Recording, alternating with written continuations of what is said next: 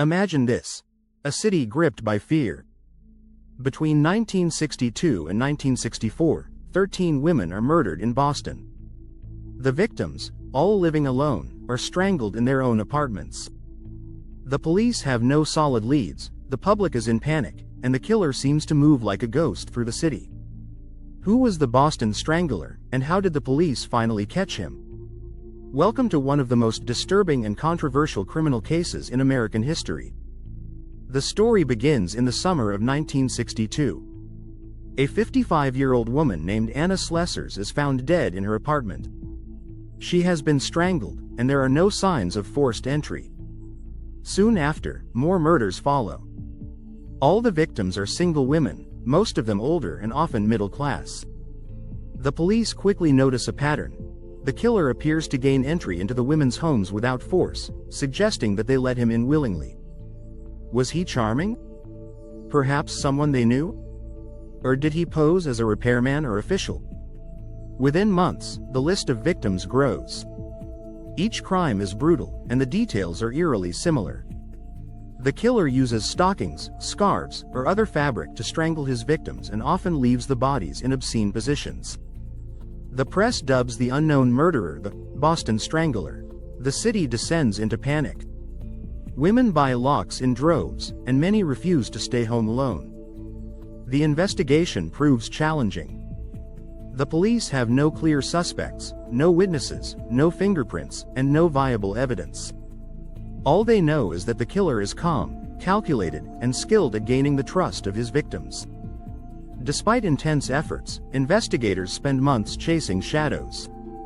The breakthrough comes in 1964 when a man named Albert DeSalvo is arrested for an unrelated crime. DeSalvo, a former handyman, is already known to the police for burglary and sexual assault. While in custody, he begins to confess, not only to the crimes he was arrested for but also to the Boston Strangler murders.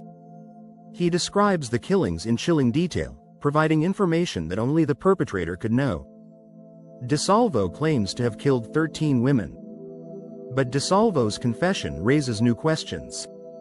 While he knows intimate details about the murders, there is no physical evidence linking him directly to the crime scenes.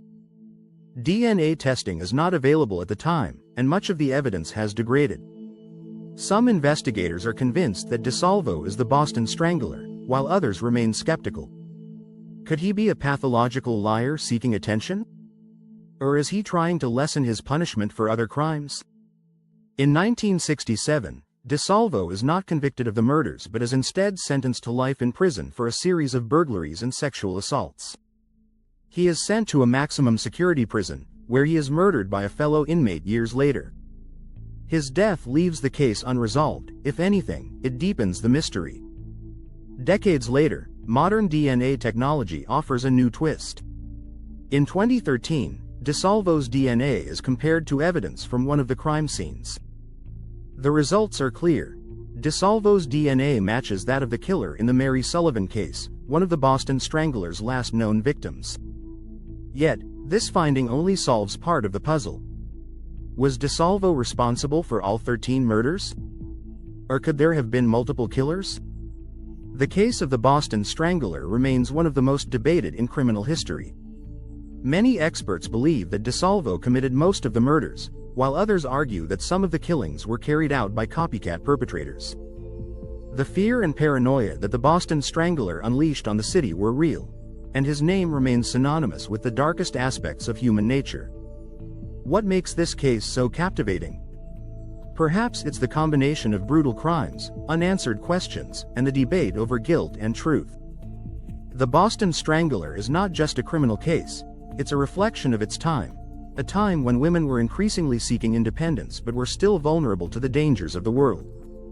If this disturbing and gripping story has intrigued you as much as it has us, don't forget to subscribe to our channel and leave us a like.